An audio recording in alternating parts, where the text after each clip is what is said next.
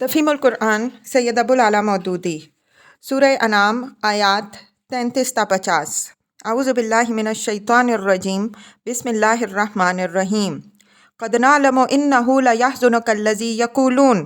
तर्जुमा, ए मोहम्मद सल्लल्लाहु अलैहि वसल्लम, हमें मालूम है कि जो बातें ये लोग बनाते हैं उनसे तुम्हें रंज होता है। फ़इन्नहुम ला युकज़्ज़िबूनक। तर्जुमा, लेकिन ये लोग तुम्हें नहीं झुठलाते। वलाकिन्नज़्ज़ालिमीन बिआयातिल्लाहि यजहदून। तर्जुमा, बल्कि ये जालिम दरअसल अल्लाह की आयत का इनकार कर रहे हैं। तफसीर। वाक़या यह है कि जब तक मोहम्मद सल्लल्लाहु अलैहि वसल्लम ने अल्लाह की आयत सुनानी शुरू ना की थी, आप सल्लल्लाहु अलैहि वसल्लम की कौम के सब लोग आप सल्लल्लाहु अलैहि वसल्लम को अमीन और सादिक समझते थे और आप सल्लल्लाहु अलैहि वसल्लम की रास्तबाजी पर कामिल एतमाद रखते थे। उन्होंने आप सल्लल्लाहु अलैहि वसल्लम को झुठलाया उस वक्त जब कि आप सल्लल्लाहु अलैहि वसल्लम ने अल्लाह की तरफ से पैगाम पहुंचाना शुरू किया, और इस दौर में भी उनके अंदर कोई शख्स ऐसा ना था जो शख्सी हैसियत से आप सल्लल्लाहु अलैहि वसल्लम को झूठा करार देने की जुर्रत कर सकता हो। आप सल्लल्लाहु अलैहि वसल्लम के किसी सख्त से सख्त मुखालिफ ने भी कभी आप सल्लल्लाहु अलैहि वसल्लम पर यह इल्ज़ाम नहीं लगाया कि आप सल्लल्लाहु अलैहि वसल्लम दुनिया के किसी मामले में कभी झूठ बोलने के मुर्तकिब हुए हैं। उन्होंने जितनी आप सल्लल्लाहु अलैहि वसल्लम की तकज़ीब की वो महज नबी होने की हैसियत से की। आप सल्लल्लाहु अलैहि वसल्लम का सबसे बड़ा दुश्मन अबू जहल था, और हज़रत अली रज़ी अल्लाह अन्हो की रिवायत है कि एक मर्तबा उसने ख़ुद रसूल सल्लल्लाहु अलैहि वसल्लम से गुफ्तगू करते हुए कहा, अना ला नुकज़्ज़िबुक वलाकिन्ना नुकज़्ज़िबु मा जिअ्ता बिह। हम आपको तो झूठा नहीं कहते, मगर जो कुछ आप पेश कर रहे हैं उसे झूठ करार देते हैं। जंग बदर के मौके पर अखनस इब्न शुरैक ने तखलिये में अबू जहल से पूछा कि यहाँ मेरे और तुम्हारे सिवा कोई तीसरा मौजूद नहीं है, सच बताओ कि मोहम्मद सल्लल्लाहु अलैहि वसल्लम को तुम सच्चा समझते हो या झूठा। उसने कहा, खुदा की कसम, मोहम्मद सल्लल्लाहु अलैहि वसल्लम एक सच्चा आदमी है। उम्र भर कभी झूठ नहीं बोला, मगर जब सिकायत और हिजाबत और नबूवत सब कुछ बनी कुस्सा ही के हिस्से में आ जाए तो बताओ बाकी सारे कुरैश के पास क्या रह गया। इसी बिना पर यहाँ अल्लाह ताला ने अपने नबी सल्लल्लाहु अलैहि वसल्लम को तसल्ली दी है कि तकज़ीब दरअसल तुम्हारी नहीं बल्कि हमारी की जा रही है, और जब हम तहम्मुल और बुर्दबारी के साथ उसे बर्दाश्त किए जा रहे हैं और ढील पर ढील दिए जाते हैं तो तुम क्यों मुस्तरब होते हो।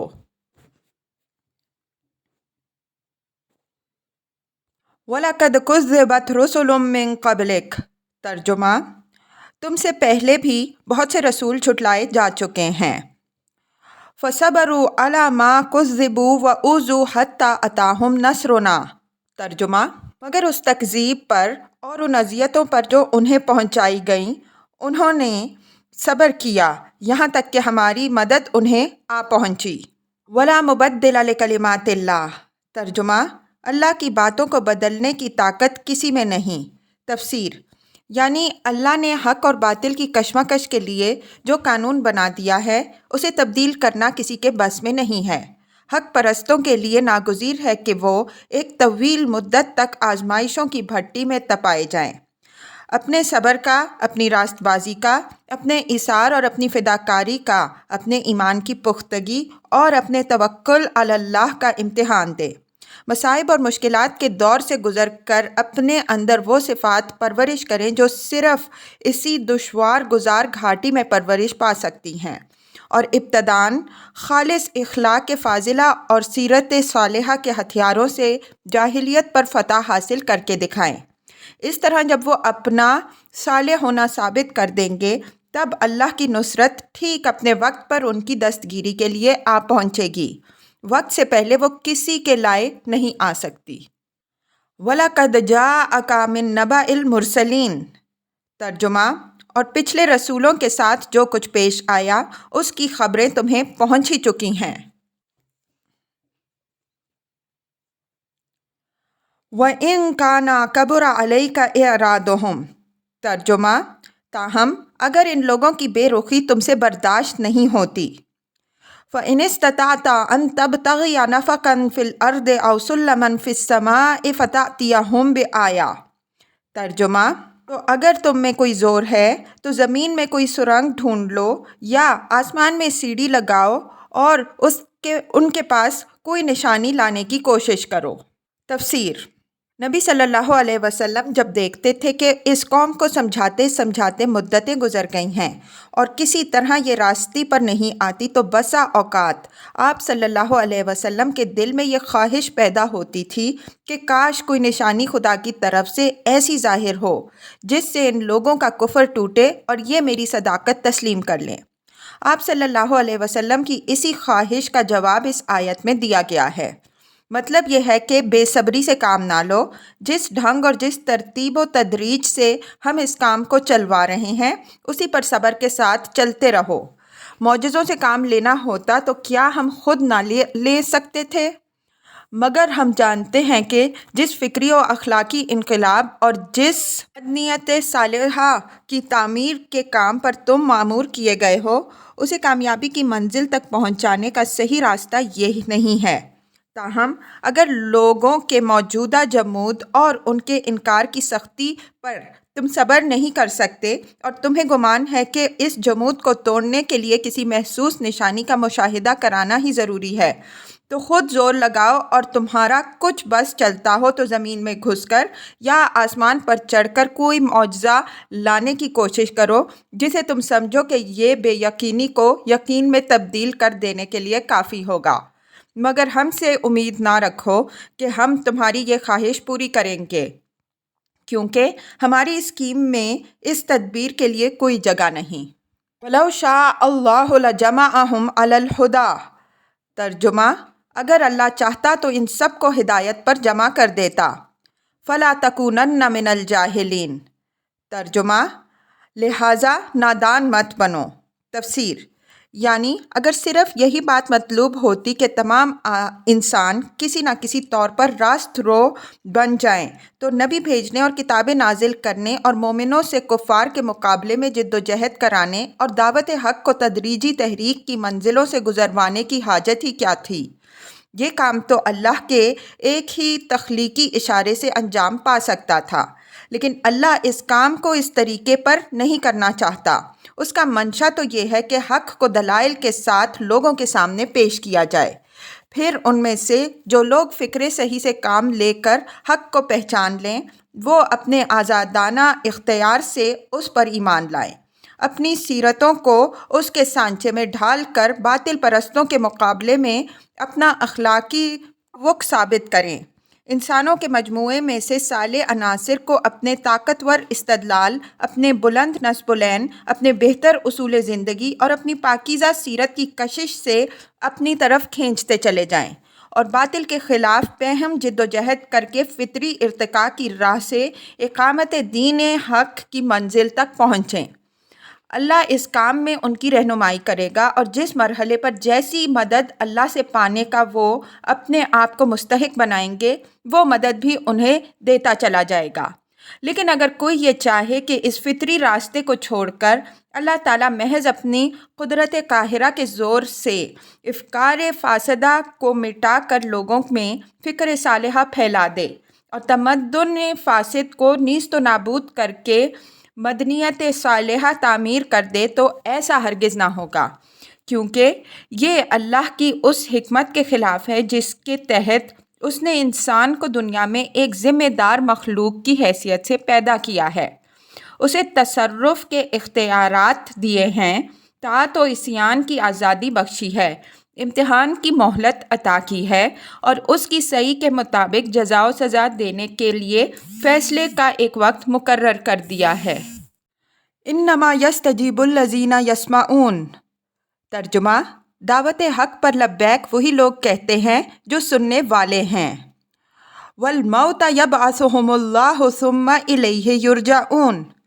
ترجمہ: رہے مردے تو انہیں تو اللہ بس قبروں ہی سے اٹھائے گا اور پھر وہ اس کی عدالت میں پیش ہونے کے لیے واپس لائے جائیں گے۔ تفسیر: سننے والوں سے مراد وہ لوگ ہیں جن کے ضمیر زندہ ہیں، جنہوں نے اپنی عقل و فکر کو معطل نہیں کر دیا ہے اور جنہوں نے اپنے دل کے دروازوں پر تعصب اور جمود کے کفل نہیں چڑھا دیے ہیں۔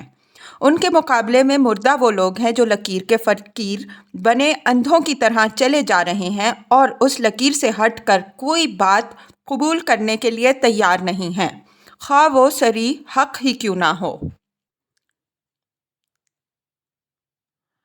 وَقَالُوا لَوْلَا نُزِّلَ عَلَيْهِ آيَةٌ مِّن رَّبِّهِ۔ ترجمہ، یہ لوگ کہتے ہیں کہ اس نبی صلی اللہ علیہ وسلم پر اس کے رب کی طرف سے کوئی نشانی کیوں نہیں اتری۔ قُلْ إِنَّ اللَّهَ قَادِرٌ عَلَىٰ أَن يُنَزِّلَ آيَةً۔ ترجمہ، کہو اللہ نشانی اتارنے کی پوری قدرت رکھتا ہے، وَلَٰكِنَّ أَكْثَرَهُمْ لَا يَعْلَمُونَ۔ ترجمہ، مگر ان میں سے اکثر لوگ نادانی میں مبتلا ہیں۔ تفسیر، نشانی سے محسوس معجزہ مراد ہے۔ اللہ تعالیٰ کے اس ارشاد کا مطلب یہ ہے کہ معجزہ نہ دکھائے جانے کی وجہ یہ نہیں ہے کہ ہم اس کو دکھانے سے عاجز ہیں، بلکہ اس کی وجہ کچھ اور ہے جسے یہ لوگ محض اپنی نادانی سے نہیں سمجھتے۔ وَمَا مِن دَابَّةٍ فِي الْأَرْضِ وَلَا طَائِرٍ يَطِيرُ بِجَنَاحَيْهِ إِلَّا أُمَمٌ أَمْثَالُكُمْ۔ زمین میں چلنے والے کسی جانور اور ہوا میں پروں سے اڑنے والے کسی پرندے کو دیکھ لو، یہ سب تمہاری ہی طرح کی انواع ہیں۔ مَا فَرَّطْنَا فِي الْكِتَابِ مِن شَيْءٍ۔ ترجمہ، ہم نے ان کی تقدیر کے نوشتے میں کوئی کسر نہیں چھوڑی ہے۔ ثُمَّ إِلَىٰ رَبِّهِمْ يُحْشَرُونَ۔ ترجمہ، پھر یہ سب اپنے رب کی طرف سمیٹے جاتے ہیں۔ وَالَّذِينَ كَذَّبُوا بِآيَاتِنَا صُمٌّ وَبُكْمٌ فِي الظُّلُمَاتِ۔ ترجمہ، مگر جو لوگ ہماری نشانیوں کو جھٹلاتے ہیں وہ بہرے اور گونگے ہیں، تاریکیوں میں پڑے ہوئے ہیں۔ تفسیر، مطلب یہ ہے کہ اگر تمہیں محض تماش بینی کا شوق نہیں ہے بلکہ فی الواقع یہ معلوم کرنے کے لیے نشانی دیکھنا چاہتے ہو کہ یہ نبی صلی اللہ علیہ وسلم جس چیز کی طرف بلا رہا ہے وہ امر حق ہے یا نہیں، تو آنکھیں کھول کر دیکھو، تمہارے گرد و پیش ہر طرف نشانیاں ہی نشانیاں پھیلی ہوئی ہیں۔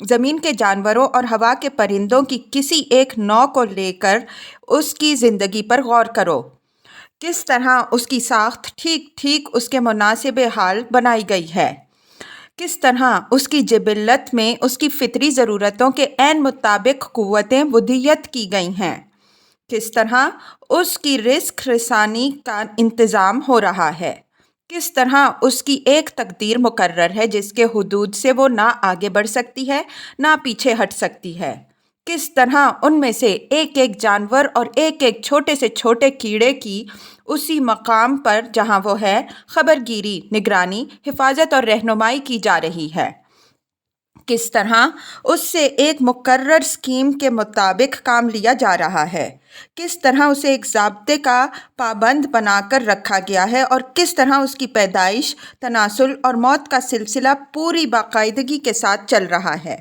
اگر خدا کی بے شمار نشانیوں میں سے صرف اسی ایک نشانی پر غور کرو تو تمہیں معلوم ہو جائے گا کہ خدا کی توحید اور اس کی صفات کا جو تصور یہ پیغمبر صلی اللہ علیہ وسلم تمہارے سامنے پیش کر رہا ہے اور اس تصور کے مطابق دنیا میں زندگی بسر کرنے کے لیے جس رویے کی طرف تمہیں دعوت دے رہا ہے وہ عین حق ہے، لیکن تم لوگ نہ خود اپنی آنکھیں کھول کر دیکھتے ہو نہ کسی سمجھانے والے کی بات سنتے ہو، جہالت کی تاریکیوں میں پڑے ہوئے ہو اور چاہتے ہو کہ عجائب قدرت کے کرشمے دکھا کر تمہارا دل بہلایا جائے۔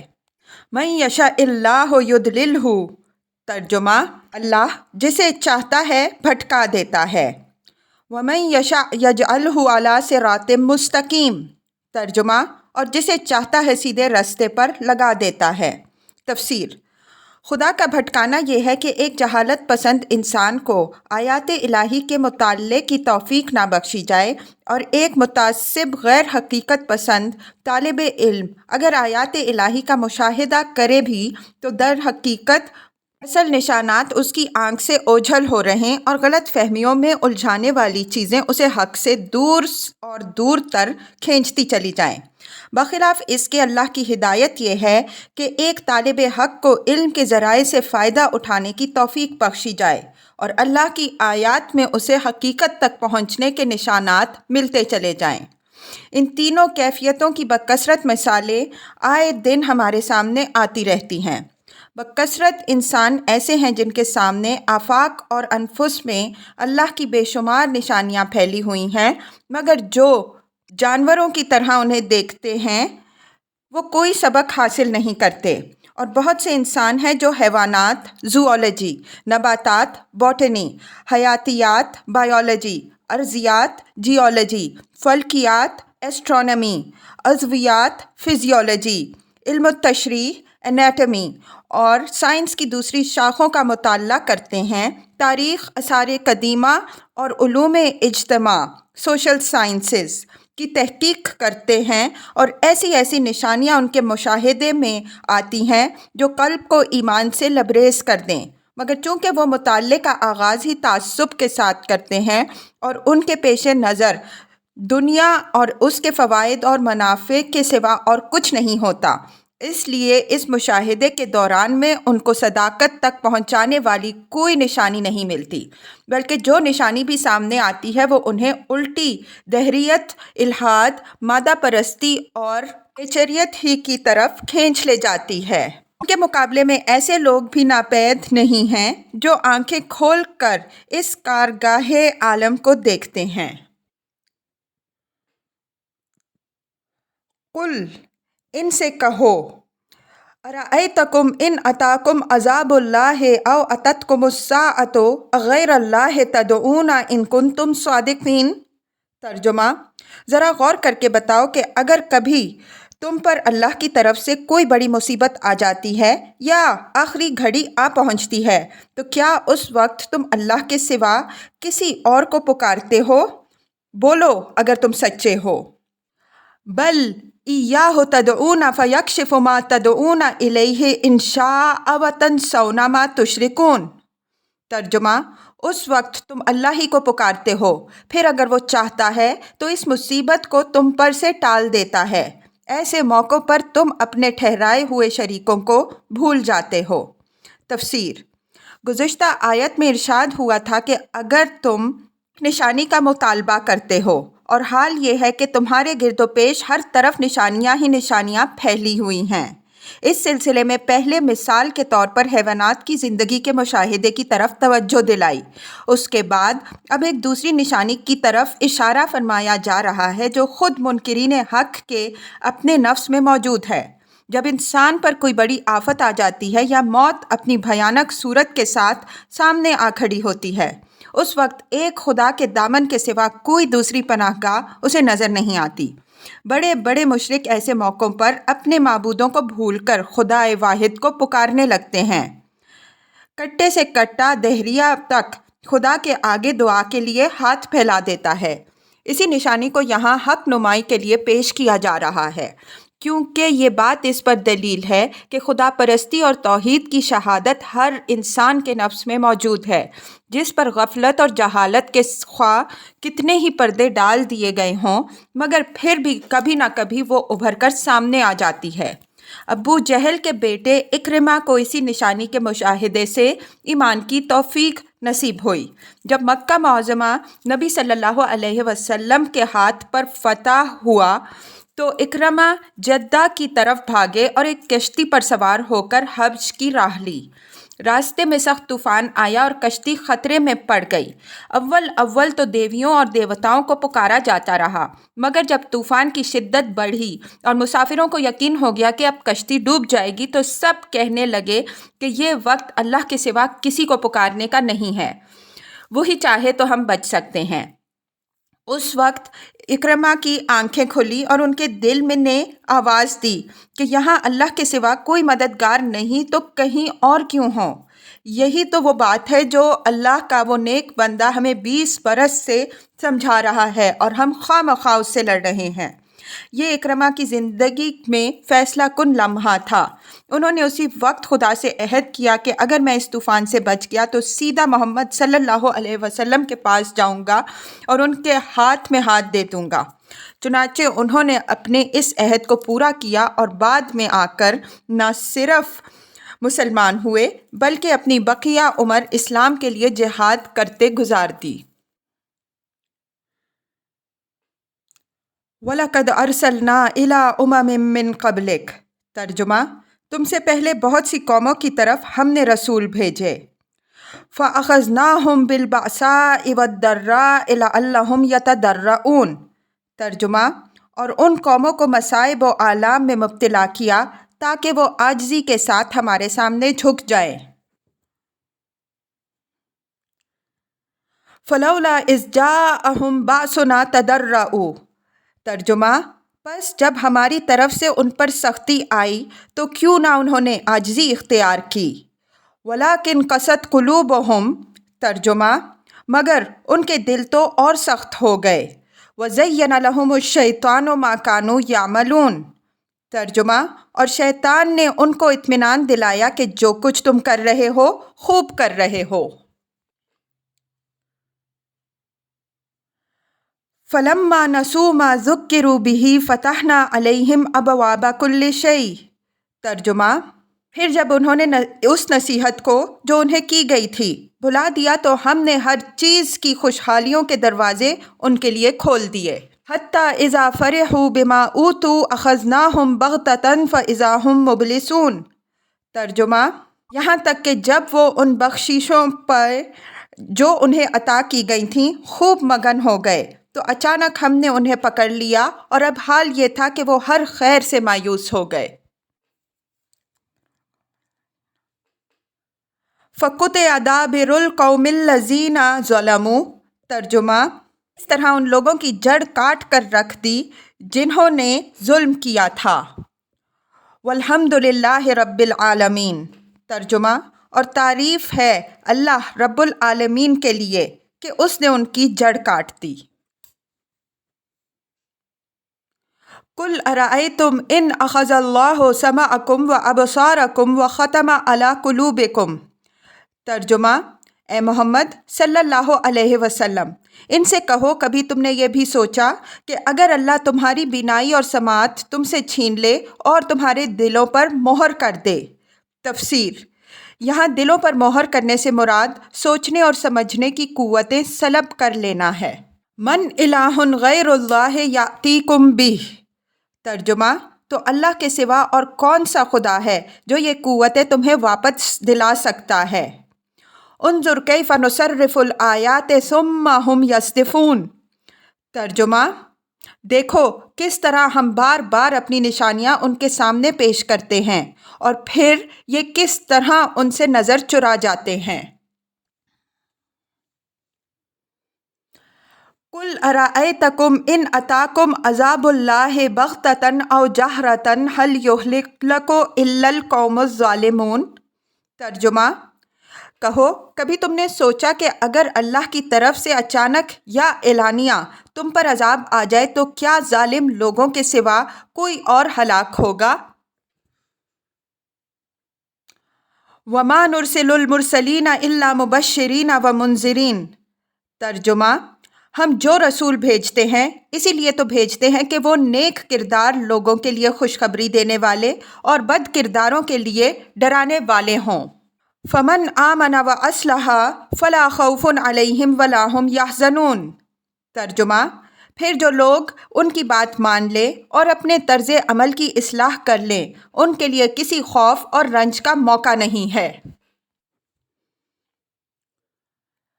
وَالَّذِينَ كَذَّبُوا بِآيَاتِنَا يَمَسُّهُمُ الْعَذَابُ بِمَا كَانُوا يَفْسُقُونَ۔